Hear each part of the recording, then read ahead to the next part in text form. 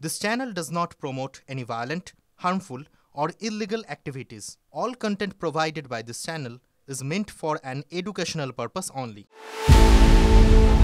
খুব শীঘ্রই দেশে চালু হচ্ছে উপগ্রহ ভিত্তিক ইন্টারনেট পরিষেবা।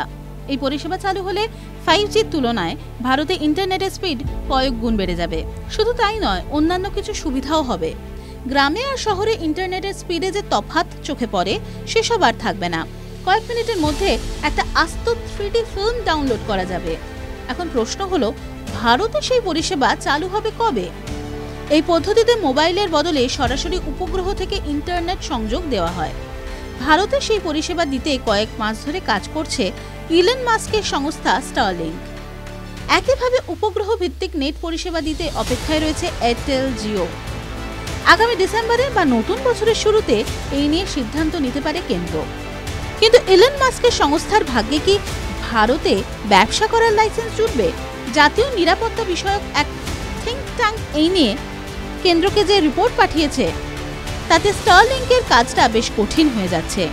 ওই থিঙ্ক ট্যাঙ্কের আশঙ্কা, টেলিকম সংস্থা হয়ে ভারতে ঢুকলেও স্টারলিংক দেশের গোপন ও সংবেদনশীল তথ্য পাচার করতে পারে।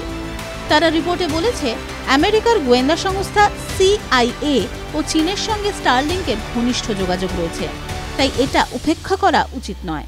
ভারতের নিরাপত্তায় এই সংস্থা থ্রেট হয়ে উঠতে পারে বলে মনে করছেন বিশেষজ্ঞরা।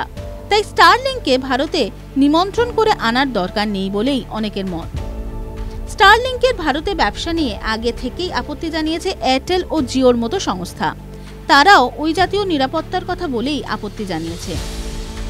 কিন্তু স্টারলিংক ভারতে পরিষেবা দিলে তথ্য ব্যাহত হওয়ার আশঙ্কা করা কেন হচ্ছে? তার কারণ, উপগ্রহ ভিত্তিক নেট পরিষেবায় তথ্য ফিল্টার করার কোনো ব্যবস্থা নেই।